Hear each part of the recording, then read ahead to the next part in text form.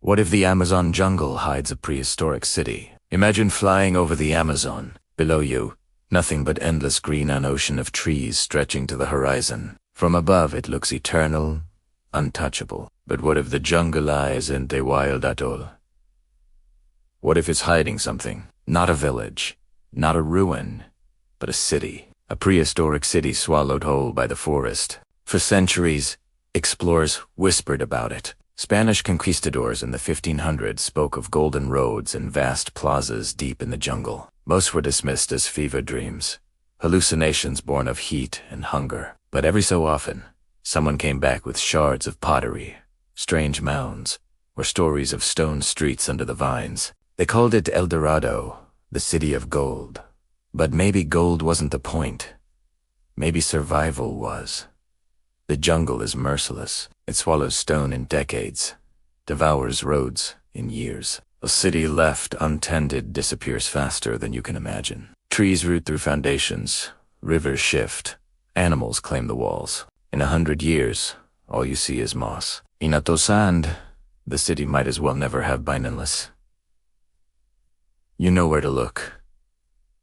And now, with satellites, we are looking. In the last decade, researchers using LiDAR laser scanning that cuts through vegetations have found enormous earthworks under the canopy. Straight lines, geometric plazas, causeways, miles long, cities, not huts, civilizations, not tribes. The Amazon wasn't just wilderness. It was managed land, farmed and designed like a garden. Think about that.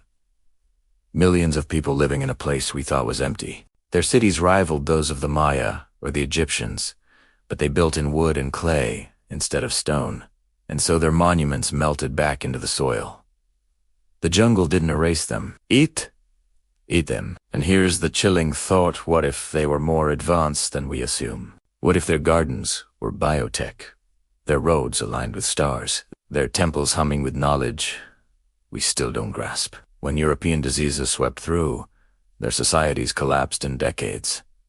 Cities emptied, forests reclaimed them. By the time later explorers arrived, only the myths remained. The tribes today still tell stories of white roads running to the horizon, of stone towers where gods descended, of hidden cities where the ancestors wait. Are those just legends or oral maps passed down, pointing to places no one has dared return? And if there are still ruins out there, untouched, sealed under layers of earth and root, what would they hold? Artifacts not of conquest, but of science. Evidence of a people who understood how to live with the jungle instead of against it.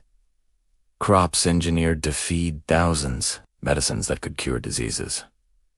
Maybe even records glyphs, or carvings telling us a history we've completely missed. Some scientists now call the Amazon a cultural forest. Every patch of soil, every grove of trees, might be a fingerprint of human design. The forest itself could be the legacy of a vanished civilization, a living monument grown instead of built. If that's true, then the Amazon isn't hiding a city. The Amazon is the city, a metropolis so vast it blended with the land, a living architecture beyond anything we've imagined. Picture walking into one of those buried plazas, vines coiled around pillars, moss draping statues, roots cracking open steps. But under the ruin, geometry sinks avenues aligned with solstice sun, temples angled to the stars. You feel it in your chest. This wasn't random. This was intention. This was a people who shaped the largest rainforest on Earth into their home, and we forgot them. And maybe they're not gone. Maybe their descendants still know the paths, still guard the knowledge, still keep the outsiders away with stories of curses and monsters. Not because they're primitive, but because they're protectors.